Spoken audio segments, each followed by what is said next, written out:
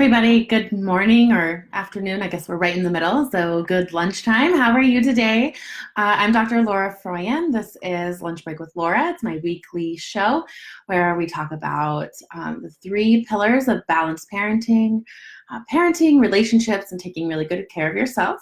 We are in a parenting week, and we're going to be talking about growth mindset today. So I just want to make sure that we get this shared. I was supposed to give this presentation yesterday, and Facebook was down in my neck of the woods. I think that there were some outages across the US, and it was not letting me do my live yesterday. So we didn't get to do it yesterday, but luckily I had some things open up in my schedule and I was able to do it today. So we don't have to wait a whole week. All right, so I'm Dr. Laura Froyen. I have my PhD in Human Development and Family Studies with a specialization in couple and family therapy, and I am a peaceful parenting and respectful relationship coach. And today we're going to be talking about growth mindset, what it is, and the kind of 5 most important things that I think you need to know about it as a parent. So growth mindset is a buzzword right now. I guarantee that if you are on this, you've heard of it, and that if you're listening to this video, you've seen it somewhere. It's been used a lot recently out in kind of the parenting online world, and it's being used a lot in schools. And there's some interesting points to it, but there's some things that I wanted to share with you too today. So the first thing that I want to do is define what a growth mindset is, and it's helpful to talk about fixed mindset too at that time. So the term growth mindset comes from the work of Carol Dweck, Dr. Carol Dweck, and someone with a growth mindset is a person who understands and believes that their abilities can be developed. Whereas a fixed mindset is where someone believes that their abilities and the things that they can do are inborn and unchangeable. And so this does have a research base, and I think one of the things that gets talked about a lot in the media is the evidence behind it. And they've done a really good job, the people who are researching this, and making us think like that this is solid evidence-based practice, and that simply isn't true. So that was the first thing that I want you to know, is that the research on growth mindset and how we can develop it and its importance for kids and for learning and success and outcomes in general isn't as rock solid as we've been led to believe. So my good friend and amazing colleague, Jen Lumenlawn of the Your Parenting Mojo podcast, did a really great podcast on this, and I don't want to reiterate all of the things that she said. There are so many wonderful experts out there here in the parenting world, and I don't want to spend time repeating what they've said, because Jen really said it best in her podcast. So go listen to the podcast. I just shared it on the link.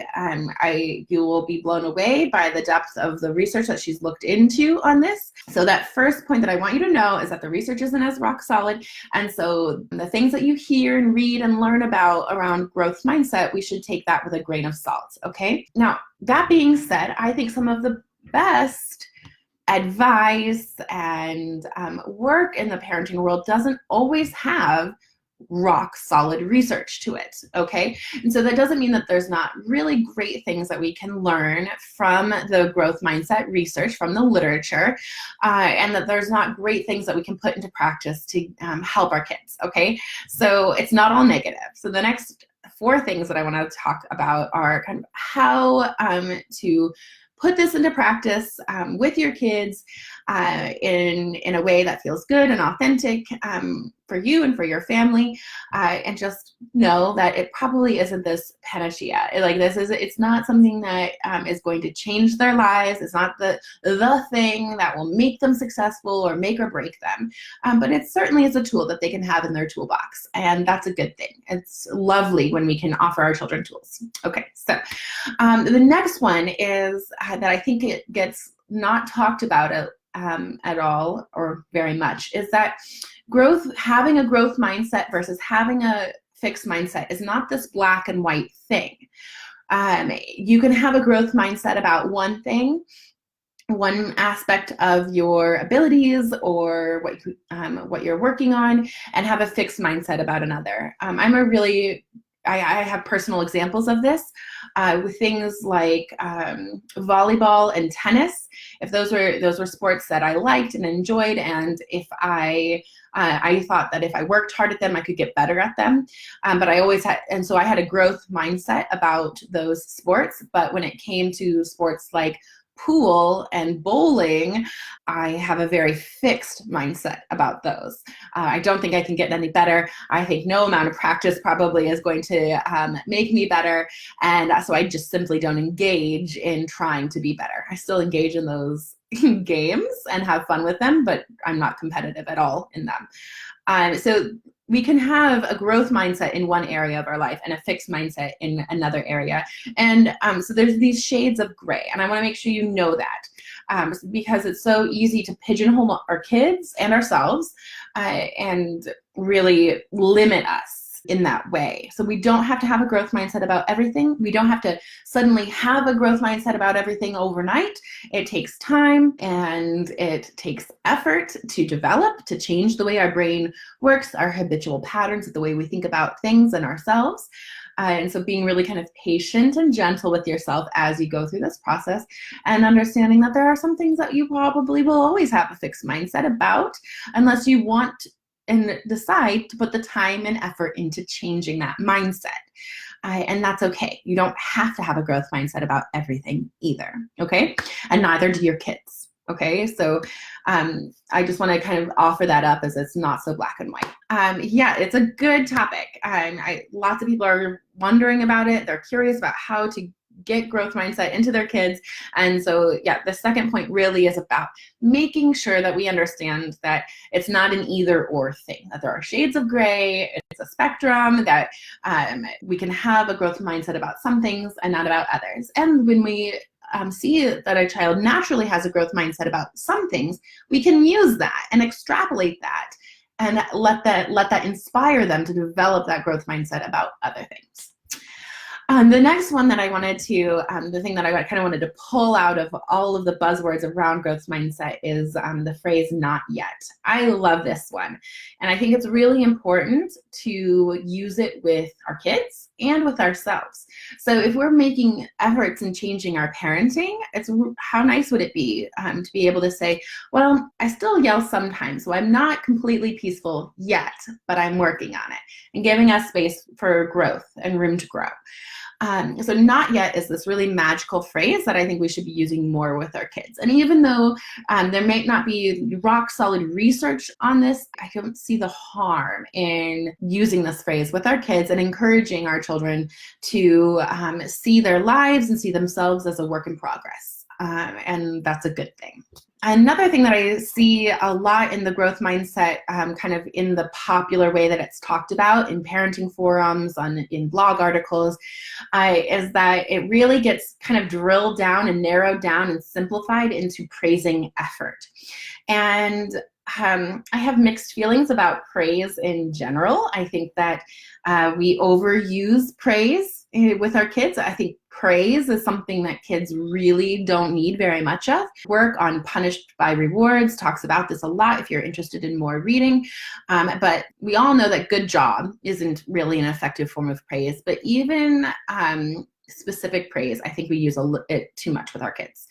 I would much rather see our commentary be less judgment-based, right? So if we're saying good job, it's a positive judgment, but it's still a judgment, right? So having our commentary on what's going on for them be less judgment-based and more observation-based.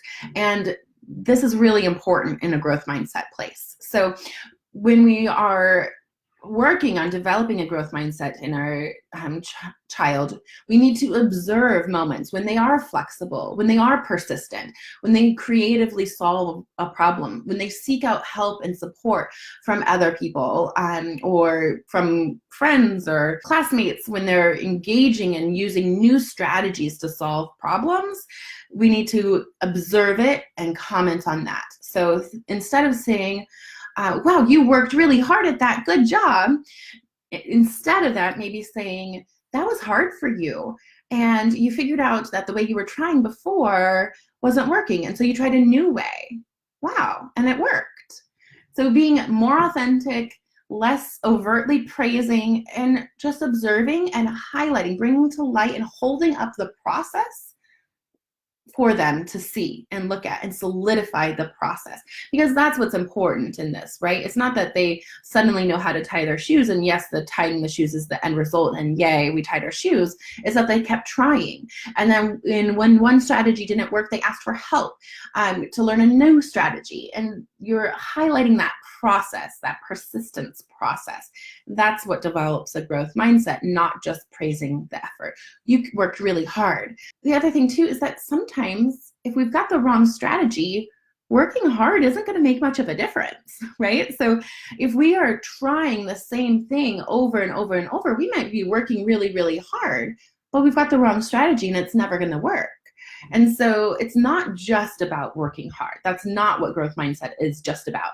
Growth mindset is about being flexible and persistent and creative and engaging in finding the right strategy for you, and realizing that if it's not working, it means you just haven't found the right strategy yet. All right, so that was the fourth thing that I wanted to mention. And of course, I hope you know that you can always jump in and ask questions. I've only got one more thing to talk about today on this topic. So if there are some questions that you've been thinking about as you've been watching, please jot them in here so I can answer them live. So the last thing that I want you to know about growth mindset, the fifth thing, and I really honestly think it's one of the most important things, is that your own mindset matters. Okay, you are powerful in your family. You are your kids' first teacher. You are an incredibly impactful model for them.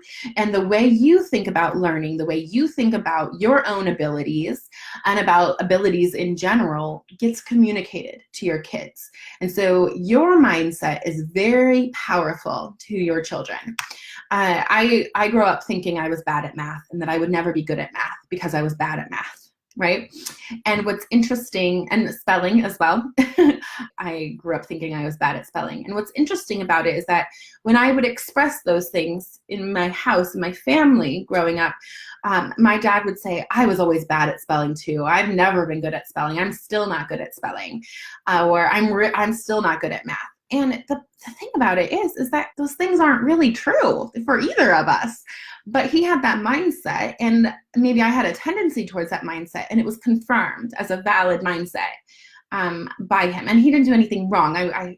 He watches these things sometimes, and I definitely don't want him to see this as any form of a criticism. It just is what it is, and we only know what we know, right? Him saying that he's not good at math, he has saved lives with his math. He was just telling a story last night where from when he was in the Navy, and he used high-level math to save the lives of 2 boats, all the lives on them. I mean, so it's ridiculous to say that he's not good at math, yeah?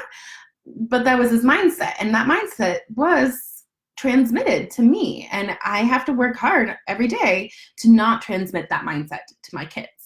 And so being aware of your own mindset, being aware of where you maybe have a fixed mindset and where you could push to shift into more of a growth mindset is so important. And awareness, of course, is the first step to change. I say that all the time. We can't change anything until we're aware of the problem. And so if you are unaware, take some time and think about, where are the areas where I know if I work hard, I will be successful ultimately. If I keep at it and keep being creative about it, where I'll be successful. And where are the areas where I've kind of given up on myself, where I've stopped trying, and am I okay with that? Like me, I'm okay with not being a good bowler.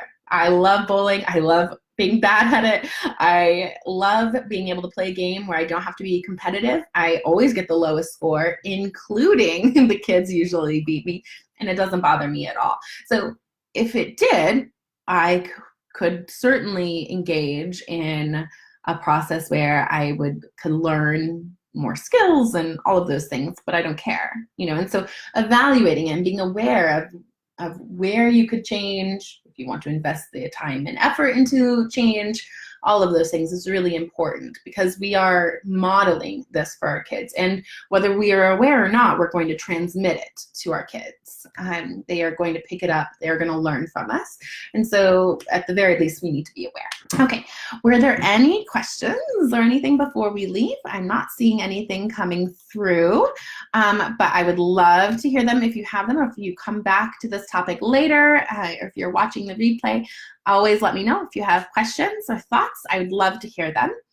And yeah, I hope you're having a really good day. It's beautiful here in Wisconsin, and so I'm going to go for a walk before I have to do the pickup and enjoy the beautiful weather. And I hope you are having a wonderful day too. All right, take really good care of yourselves. Bye.